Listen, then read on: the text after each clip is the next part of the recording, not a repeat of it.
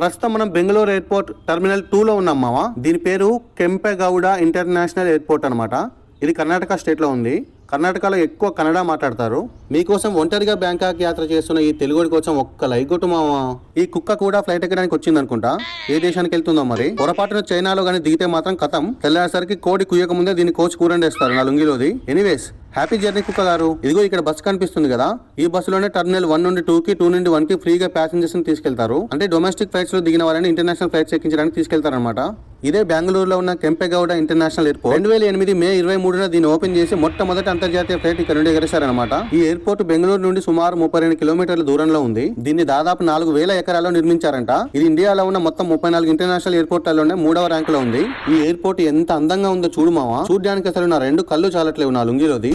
మన తెలుగుడి బ్యాంకాక్ యాత్రలో ఇంకెన్ని అద్భుతాలు జరిగాయో కింద లింక్ క్లిక్ చేసి లేదా మన ఛానల్ ఓపెన్ చేసి పార్ట్ 1 నుంచి చూసే మావా. జై తెలుగోడు.